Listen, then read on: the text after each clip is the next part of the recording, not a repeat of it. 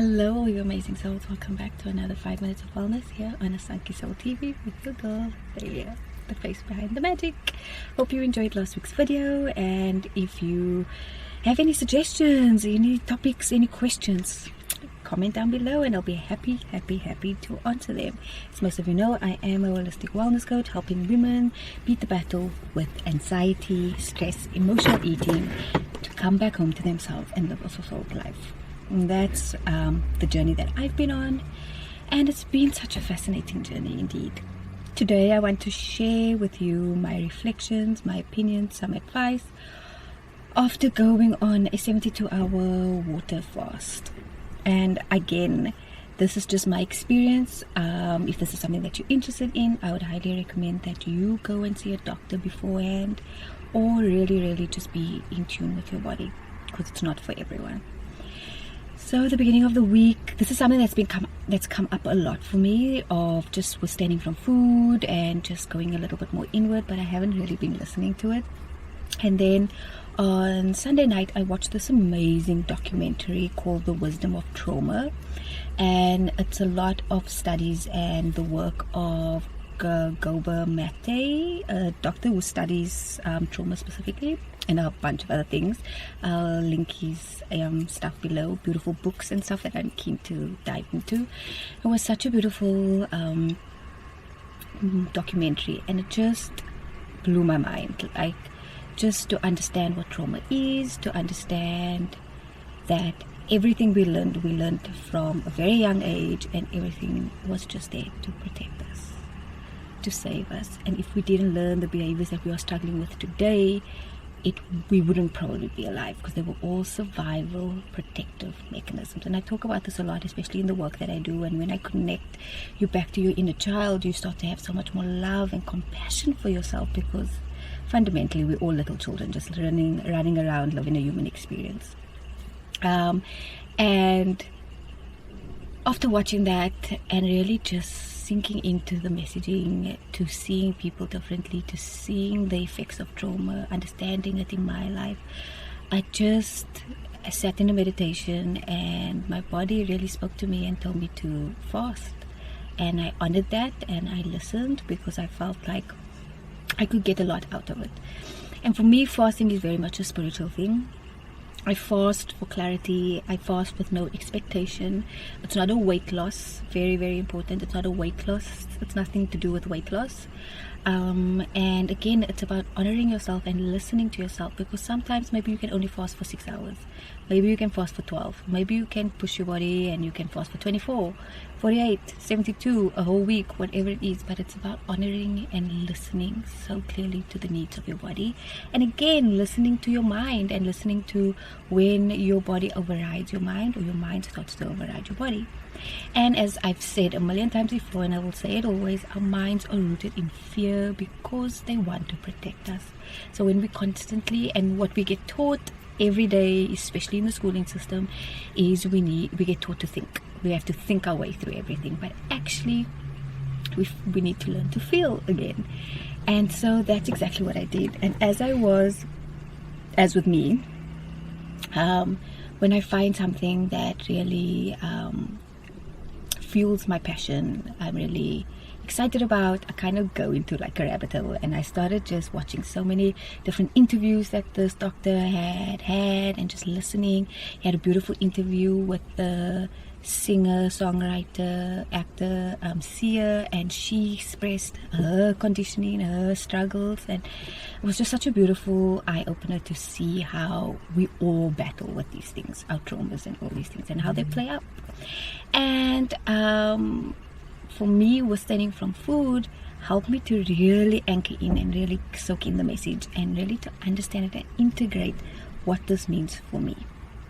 And it really, on the first day, I was perfectly fine. I never felt hungry at all. I drank water. I did drink teas and coffee and water, and I just abstained from solid food.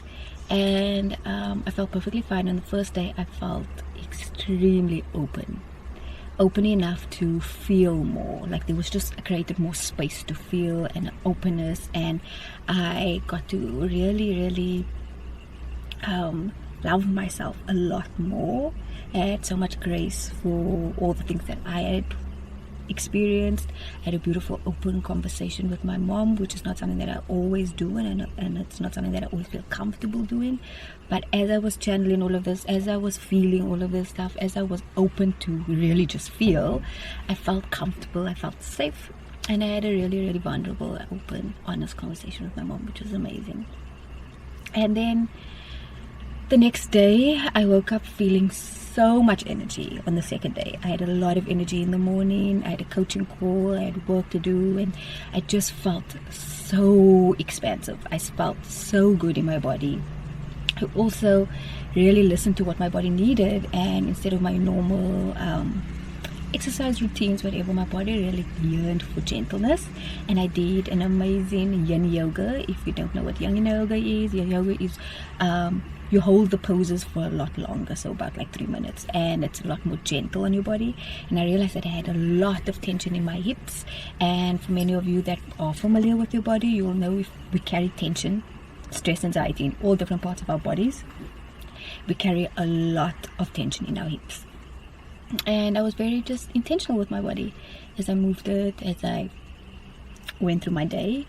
And then on the third day, I felt a lot more tired.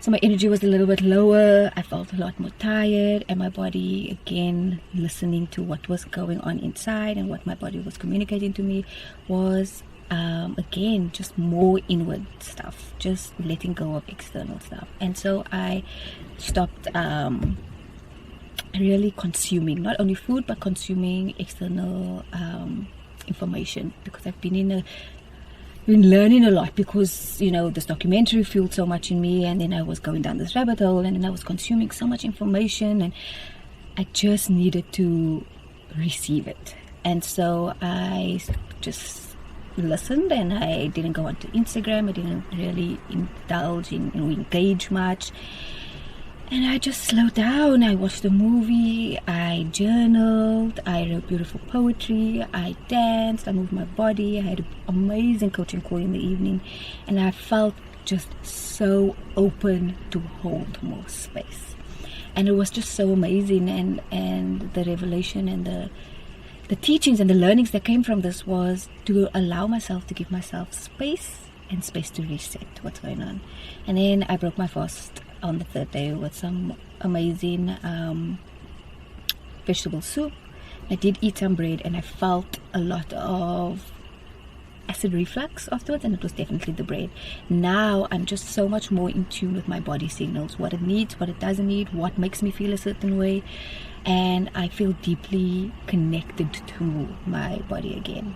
And that was my experience on my 72-hour fast. I would highly recommend this if this is something that you feel called to do, but again, doing it with no expectation. So some people will be able to do it for 72 hours, 48, a whole week, it doesn't matter, but going in with it with the intention to honor your body and to trust it. And when you feel like headaches are coming, when you start to feel nauseous, that's the indication that you really need to eat something. Versus when you can hear this is all just chatter in your mind versus what your body's signaling to you. This was such a beautiful practice, just to expand myself, to listen deeply, to connect more. And it's something that I've done for the first time. I did this exercise 2 years ago, was the first time I did it. I also had such a beautiful experience, and I started intermittent fasting. I started preparing for it, but this one I didn't prepare for at all. This really just came. I was sitting in meditation, and this was what came up, and I honored it.